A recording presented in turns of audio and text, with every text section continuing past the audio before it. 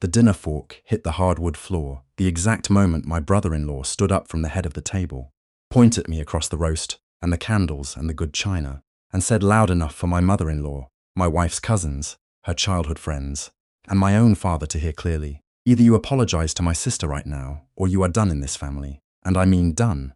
The word done echoed in the dining room of the house my wife and I had bought together 6 years ago in Oakville, my house, the one with the wraparound porch my father helped me build one August weekend when the mortgage was still terrifying, and the future felt enormous. I had cooked the lamb that night.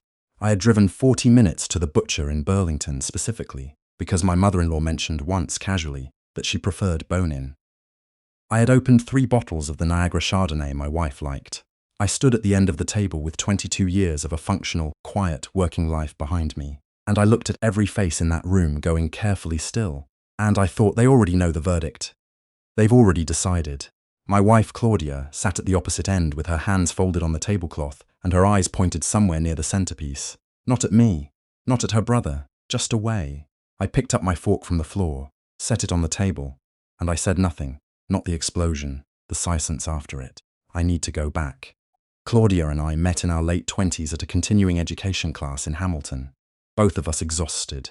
Both of us eating granola bars from our jacket pockets during the break because neither of us had eaten dinner. She laughed at something I said about the course instructor's habit of using the word paradigm as punctuation. I laughed at something she said about the parking situation. We talked for 45 minutes in the hallway under fluorescent lights and exchanged numbers mostly because neither of us wanted to stop talking. That was it. That was the whole beginning. I was working in commercial insurance at the time, grinding through a designation, building a client base the slow and boring way. She was a physiotherapist finishing her registration hours. We were unremarkable people living unremarkable lives, and we were genuinely happy about it. We got married 4 years later in a small ceremony in the Niagara-on-the-Lake area because we both liked wine, and neither of us wanted a banquet hall. Her parents came. My parents came. Her brother Brendan gave a toast that was mostly jokes at my expense but landed well enough. The first years were easy. The kind of easy that makes you forget it's something you have to maintain. Brendan entered our lives gradually the way weather changes before a storm, so incrementally you don't notice until you're already cold. He moved back to Ontario from Vancouver when his second marriage ended. Claudia had always been close to him in the way younger siblings are close to older ones who treated childhood like a performance, admiring from a distance, filling in whatever shape he left behind. When he came back, that closeness recalibrated into something else. He took up space the way certain people do, not loudly at first, but persistently, filling the pauses in rooms until the rooms start to feel like his. He had opinions about my career choices, delivered as questions, about our neighborhood, delivered as observations, about how Claudia used to be more herself before, a phrase he deployed like a scalpel and never explained. Claudia received everything he said as information rather than interference. That was the part I couldn't argue against cleanly.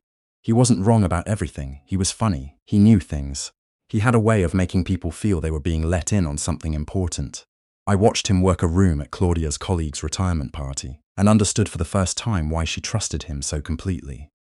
He was magnetic in the specific way that makes magnetism hard to question. I am not magnetic. I am reliable, which I used to think was better, and which I now understand is invisible to people who haven't needed it yet. The drift started small. Claudia would cancel plans we had made, citing Brendan needing help with his apartment, his transition back, his various unnamed adjustments. When I brought it up, she reframed it as family loyalty, which put me in the position of arguing against loyalty, which is a losing argument no matter how you phrase it. When Brendan started attending more of our social events, dinners I arranged, weekends at the cottage, he arrived with commentary that positioned itself as helpfulness. He didn't like the contractor I'd chosen for our basement renovation. He thought I was underinsured, which he said once at a dinner party, in a way that made other guests look at me with something close to pity. He mentioned to Claudia's mother, my mother-in-law, that he wasn't sure I was ambitious enough for where Claudia was headed professionally. She told Claudia. Claudia told me. Then we argued about whether I should have been more understanding about where Brendan was coming from. I started paying attention differently after that. I noticed that every time I disagreed with Brendan, in front of Claudia, she went quiet in the specific way that meant she would bring it up later as my failure to engage constructively. I noticed that Brendan had a peculiar habit of being present in the house when I was traveling for work. More present than Claudia ever mentioned to me directly. I noticed that our financial conversations our RRSP contributions, our mortgage renewal, the possibility of buying a rental property, started including Brendan's opinion before I had finished my own sentence. One evening I came home from a work trip to Calgary and found Brendan in our kitchen eating leftovers from the fridge I had stocked before leaving, talking to Claudia about a plan to restructure our investments. He had the documents printed. He had a financial advisor's name written on a notepad by the coffee maker. Claudia looked at me the way she looked when she expected resistance to an idea she had already committed to. I asked a few questions. Brendan answered most of them. Claudia looked relieved. I drove to the office the next morning and sat in my car in the parking garage on King Street for 20 minutes before going inside. The night everything cracked open started 3 weeks before that Oakville dinner. I came home late on a Tuesday after a long broker meeting and found Claudia asleep on the sectional with her laptop open beside her and her phone face up on the cushion. I went to close her laptop. The screen didn't sleep. There was an email thread open from Brendan, the most recent message sent 40 minutes before. He's not going to change, you know that. The longer you wait, the messier it gets. Serrano is ready to move forward whenever you are. Serrano, a name I didn't recognize. I stood there in the quiet of our living room, with the streetlight coming through the front window and the hum of the refrigerator from the kitchen, and I felt something I can only describe now as gravity shifting. Not shock, not rage, something colder. The way the ground feels different under your feet right before the surface fails. I closed the laptop. I went to bed. I did not sleep. In the morning, I did what I had been trained to do in 12 years of commercial insurance. I assessed the risk before reacting to it. I called a colleague I trusted, someone who had been through a difficult divorce involving business assets, and asked for a referral. She gave me the name of a family lawyer in downtown Toronto, a woman named, well, I called her on my lunch break from a coffee shop on Yonge Street, standing outside in the October wind, because I didn't want to have the conversation anywhere that felt connected to my regular life. She told me the same thing good lawyers always tell you. Don't move yet and don't tip your hand, so I didn't. I went home that evening and made dinner. I told Claudia about my Calgary trip. I asked about her week. I listened to a 20-minute recap of a conflict at her clinic without interrupting. I kissed her goodnight and I lay in the dark counting everything I didn't know yet. Over the next 2 weeks I learned quite a bit. Our home, the Oakville house, sat in both our names, joint tenancy, which I already knew. What I didn't know was that Claudia had consulted with someone. Serrano turned out to be a real estate agent, about the possibility of listing, without triggering a full joint asset process, a question that made my lawyer go very quiet on the phone when I described it.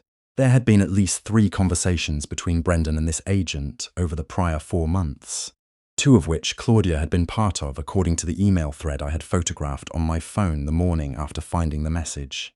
There was also a consultation with a financial advisor I had never heard of, not our usual firm, regarding the potential separation of a joint investment account we had built over 8 years. None of this had been mentioned to me. The clearest moment came from our home security system, a smart hub I had installed 2 years earlier after a break-in 2 streets over. The audio activation logs don't record continuously. It's not that kind of system, but they do keep a time-stamped record of voice-activated events and clips of triggered activity near the main panel. I had never reviewed them with any purpose before. Sitting alone in my home office on a Sunday afternoon, while Claudia was at a yoga class, I pulled the last 90 days of activity and listened to fragments of ambient conversation near the front hallway and kitchen. Most of it was nothing. Grocery lists, podcasts, the usual. And then Brendan's voice from a visit 3 weeks back, speaking to Claudia in the kitchen while I had been in the backyard cleaning the gutters. Clear enough through the speaker proximity. The public scene matters. If he gets loud or defensive in front of witnesses, you control what happens next. He has a temper. I do not have a temper. I have never raised my voice at my wife. I have never broken anything, said anything cruel, acted with anything other than the particular quiet steadiness that apparently reads as passivity to people who wanted me to be more combustible. He was manufacturing a version of me that didn't exist, and Claudia was listening. I sat with that for a long time. Not in the dramatic way people describe epiphanies, not some surge of clarity that rearranges everything in an instant. It was more like the slow settling of sediment. Everything I had been confused about for months drifted to the bottom and became visible. This wasn't a marriage with problems. This was an exit being constructed while I was still inside. I spent the following days behaving exactly as I always had. That was the most important decision I made. I know that sounds calculated, and it was, but it was also the most honest thing I could do, because the version of me that shows up and makes dinner and drives to Burlington for the Good Butcher, that's actually me. That wasn't performance, Brendan was counting on me to break character. I didn't. My lawyer and I met twice more before the dinner. She had already placed protective notations on the joint property file through land registry. Our investment accounts were flagged through our financial institution, pending an independent legal review, which I had initiated in writing. My business clients, my professional contacts, my independently held insurance licensing, none of that touched our marital assets in a way that created vulnerability. I had spent 12 years building carefully. Brendan had assumed I was building carelessly. He was wrong about that too. The Oakville dinner was Claudia's idea, a pre-Christmas gathering, family and close friends, nothing unusual about it on its surface. I cooked, I set the table, I drove her mother from Mississauga. I opened the wine, and for the first hour it was fine. Genuinely fine, the kind of evening that makes you grieve the version of things it used to be. Then Brendan pulled Claudia aside in the kitchen while I was taking the lamb out of the oven. I heard fragments, her voice low and hesitant, his voice steadying her the way you steady someone you've been preparing for something. When they came back to the table, Claudia's cheeks were flushed, and Brendan wore the particular expression of a man who has already decided the outcome. The accusation came after dessert, before coffee, when the room was full and comfortable, and no one had a reason to be on guard. Brendan stood up and said that he had witnessed me speaking to Claudia in a demeaning way on multiple occasions, that she had confided in him about patterns of emotional control, that the family had a right to know, and that I owed Claudia a public apology in front of everyone assembled, or I should consider myself unwelcome in this family going forward. He used the word patterns. He used the word control. He used the phrase, "We've all seen it in a room where at least 4 people were looking at me," as though they were calculating whether to believe something they had never seen evidence of themselves. My father-in-law stared at the tablecloth. My own father looked at his hands. Claudia looked at the centerpiece. No one spoke. I put down my dessert spoon. I looked at Brendan for a long moment, and then I said quietly, "Before anyone responds to any of that, I'd like to play something." I took out my phone. I opened the security app. I pressed play on the audio clip from 3 weeks prior. Brendan's voice came through the speaker with the unmistakable clarity of a close-range recording, filling the dining room of the house I owned, in front of the people who were supposed to matter in my life. The public scene matters. If he gets loud or defensive in front of witnesses, you control what happens next. He has a temper. The room did not explode. That was the part I hadn't fully anticipated. What happened was quieter and more total than any argument could have been. My father-in-law pushed back his chair and went to the kitchen. He didn't come back for a long time. My father looked at Brendan the way men of his generation look at things they've decided to be finished with. Without anger, without words, just a full and final withdrawal of regard. Claudia's closest friend, a woman who had been at our wedding, who had stayed with us twice when she was between apartments, set down her coffee cup very carefully and said, to no one in particular, "I think I should go." Brendan started speaking. Explanations, context, the word private, used 3 times in 30 seconds. Nobody looked at him directly. And Claudia looked at me the way you look at something you understood incorrectly for a very long time. Not anger, not grief, just the visible effort of recalibrating. I didn't wait for the room to decide anything. I folded my napkin, thanked everyone for coming, and walked outside. The November air in Oakville at that hour is the kind of cold that reminds you your body is an actual thing in the world, not just the container for everything you've been carrying. I stood on the porch my father helped me build, and I listened to the muffled sound of a dinner party dissolving behind me. My father-in-law came outside 10 minutes later. He's a retired electrician from Sudbury, a man who drives a truck older than most people's marriages, and has never once in 6 years said anything to me that wasn't measured and fair. He sat on the porch steps without asking if it was all right, the way people sit beside you when they've decided that asking would be the wrong instinct. "I didn't know any of that was happening," he said. "I know," I said. We sat there for a while without talking, which was the most honest conversation I'd had in months. The weeks after the dinner moved in a direction I had already prepared for, which meant they were painful but not chaotic. Claudia and I separated formally in January, because we had both been thorough in our professional lives. She had her own accounts, I had mine. We had joint accounts we had contributed to equally. The financial division was less complicated than Brendan had apparently been counting on. The house sold in spring in a market that treated us both reasonably well. We split it cleanly. My lawyer was professional. Her lawyer was professional. The whole thing was bureaucratic and exhausting, and entirely survivable. What I hadn't expected was how many people in that dining room called me in the following weeks. Claudia's closest friend, who had set down her coffee cup and left, sent me a text the next morning. "I always thought something felt off. I should have said that sooner. I'm sorry. One of Claudia's cousins, a man I had always gotten along with at family gatherings, called to ask if I was all right. My own father called every Sunday for 2 months just to talk about nothing important, which is its own kind of language. Brendan disappeared from the family narrative with remarkable speed. The story of a man who had orchestrated his sister's exit from her marriage, using manufactured emotional evidence, doesn't circulate well in a tight community. And Oakville is, in the ways that matter, a tight community. I didn't circulate anything. I didn't need to. The recording existed. People who had been in that room talked to people who hadn't been.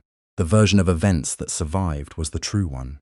I moved into a rental near the lake in late spring, a 2-bedroom place with old hardwood, and a kitchen window that faces east. I start most mornings with coffee at that window before the neighborhood gets loud. It's a small and specific pleasure I didn't know I was missing. I've thought a lot about what Brendan said that evening in the kitchen, the part about he has a temper. That line was designed to make any response I gave to his accusation look like evidence. If I had raised my voice, there it was. If I had stormed out, there it was. The trap was elegant in the way that small cruelties sometimes are. What he didn't account for was that the version of me he was trying to weaponize wasn't real. You can't control the image of a man who isn't performing one. A month after I moved, I ran into my father-in-law at a Canadian Tire in Burlington. I was there for weather stripping. He was there for what he described as the usual reasons a man comes to Canadian Tire, which is never one thing. We shook hands. We talked in the lumber aisle for 20 minutes about nothing consequential. His truck, my new place, the winter. Before we separated, he looked at me the way he had on the porch that November night and said, "You handled yourself well." I didn't say it back, but I thought about it for a long time driving home. I don't think of what happened as winning anything. I'm not sure the framework of winning applies to the quiet erosion of a marriage you spent a decade building. What I know is that I left with my name intact, my work intact, and my understanding of my own character intact, which sounds modest but felt, in the months after, like more than enough. Claudia sent me one letter, handwritten, which I read once and kept. She didn't explain everything or apologize for everything. She explained some things and apologized for others. I appreciated the specificity. I have not written back, not because I'm angry, but because I think we have both said what needed to be said, just in different rooms and at different times. Last week I was in Hamilton for a work meeting, and I passed the community college where Claudia and I met. The parking lot was full. Students were coming and going with the particular urgency of people late for something.